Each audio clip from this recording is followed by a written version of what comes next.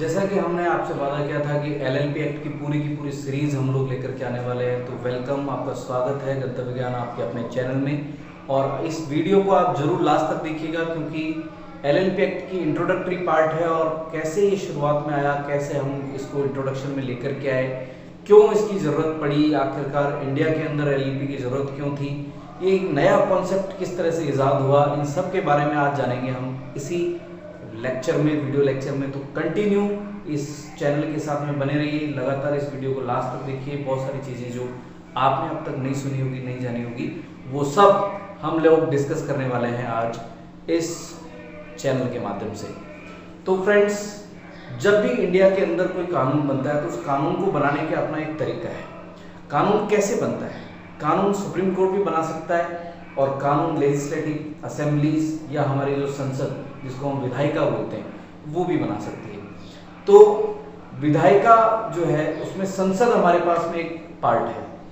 संसद के दो सदन होते हैं, एक निचला सदन बोलते हैं और एक ऊपरी सदन होता है। तो जो आपका लोकसभा है वो निचला सदन है और राज्यसभा जो है वो ऊपरी सदन है। और तीसरा जो संसद का सबसे इंपॉर्टेंट पार्ट होता है वो होता है प्रेसिडेंट, यानी राष्ट्रपति।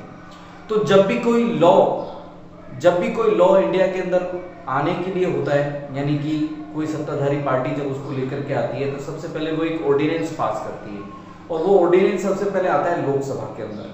और लोकसभा में जब वो ऑर्डिनेंस आ जाता है, ऑर्डिनेंस वहाँ जब वो पास होता है लोकसभा में बहुमत से, वो जब पास हो जाता है, निचले सदन से पास होने के बाद वो ऊपरी सदन यानी कि राज्यसभा में जाता है।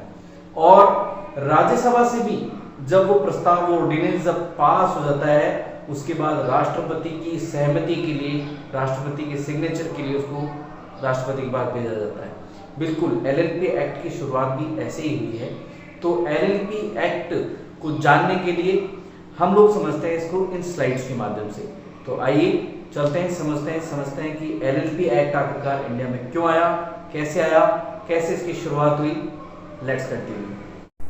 So friends, LLP act 2000 act India में एनेक्ट हुआ था लिमिटेड लायबिलिटी पार्टनरशिप एक्ट 2008 के एनेक्टमेंट होने के बाद।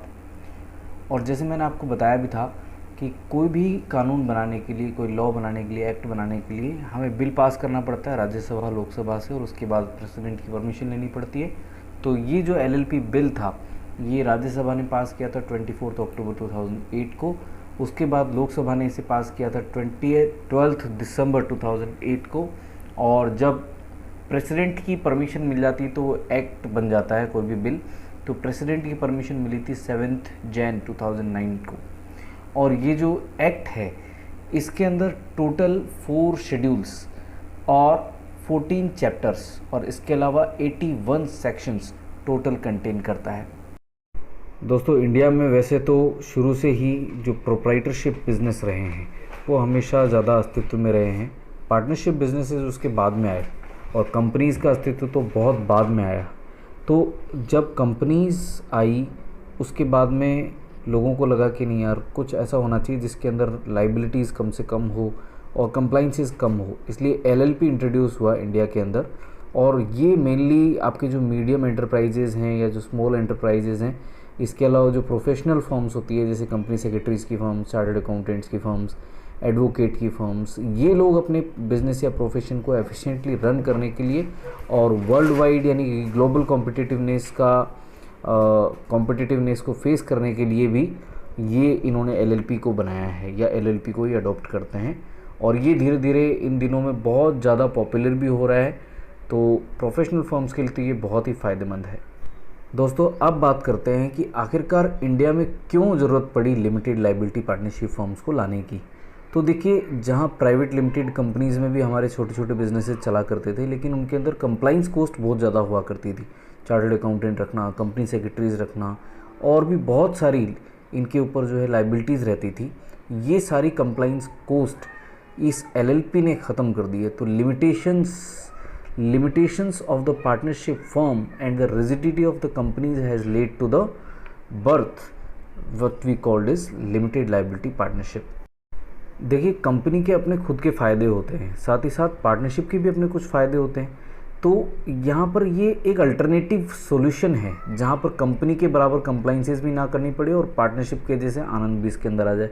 तो इंटरनल मैनेजमेंट आपके हाथ में रहे और म्यूचुअली जो एग्रीमेंट हो रखा हो पार्टनर्स के बीच में, उनके बेसिस पर आप अपना बिजनेस ईजी वे में चलाते रहें। तो इसके लिए जो स्मॉल और मीडियम इंटरप्राइजेज हैं उनकी पहली पसंद के तौर पर, या जो सर्विस सेक्टर है उनकी पहली पसंद के तौर पर LLP सबसे फर्स्ट चॉइस रहती है। तो भाई अगर आपकी भी छोटी कोई फर्म है, छोटा बिजनेस आप करते हैं और आपको लगता है कि बहुत ज़्यादा कंप्लाइंस कॉस्ट मुझे फॉलो नहीं करनी है और मुझे पार्टनरशिप के सारे फ़ायदे उठाते हुए, पार्टनरशिप के सारे बेनिफिट उठाते हुए और अपनी लाइबिलिटीज़ को लिमिटेड रखते हुए कोई बिज़नेस स्टार्ट करना है, तो मोस्ट वेलकम है आपका लिमिटेड लाइबिलिटी पार्टनरशिप। आप अपने आप में रजिस्टर्ड करवाइए और उसके थ्रू आप बिज़नेस कीजिए, बहुत फ़ायदेमंद रहेगा, प्लीज़ बिलीव मी।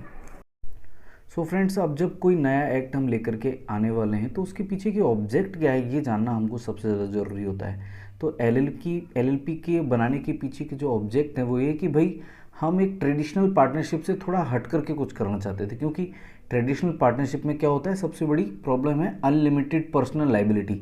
अगर आपने कोई उधारी कर ली है, आपके बिजनेसेस को लॉस हो रहे हैं, तो आपकी लाइबिलिटी अनलिमिटेड हो जाती है। भाई आपको अपने घर से ला करके भी सबको पे ऑफ करना पड़ता है।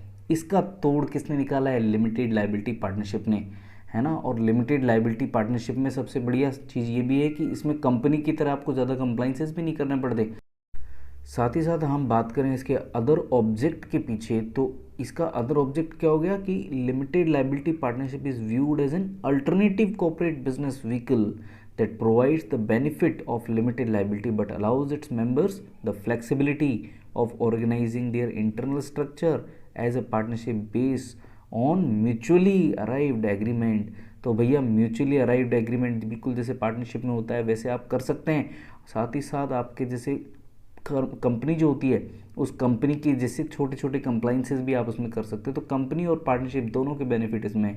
The LLP form would enable enterprises क्या क्या देंगी, professionals and enterprises providing services of any kind of engaged in scientific and technical disciplines to the form commercially efficient vehicles suited to their requirements। भाई जो technically और जो आपके जो other service जो डिपार्टमेंट्स हैं, जो सर्विस इंडस्ट्रीज़ हैं, उनको बिल्कुल एक एफिशिएंट व्हीकल की तरह ये आपको सारी फैसिलिटीज़ प्रोवाइड करवाएगी। तो LLP के ऑब्जेक्ट ही इतने दमदार हैं कि आने वाले टाइम में मैक्सिमम सारे के सारे बिजनेस LLP फॉर्म में अपने बिजनेस को कंडक्ट कर रहे होंगे। सो फ्रेंड्स, ये तो अभी केवल स्टार्टिंग है। लिमिटेड लाइबिलिटी पार्टनरशिप एक्ट की पूरी सीरीज़ आपके पास आने वाली है। तो please share with your friends और ज़रूर सब्सक्राइब कर दीजिए हमारा चैनल गंतव्य ज्ञान, क्योंकि अभी तो ये केवल स्टार्टिंग है। आने वाले बहुत सारी सीरीज़ में आपको LLP की पूरी नॉलेज मिलेगी और जितने भी वीडियोस आएंगे वो सबसे पहले आपके पास पहुंचेंगे। लेकिन इसके लिए आपको बेल आइकन दबाना पड़ेगा और गंतव्य ज्ञान के चैनल को सब्सक्राइब करना पड़ेगा। Thank you very much, have a good day.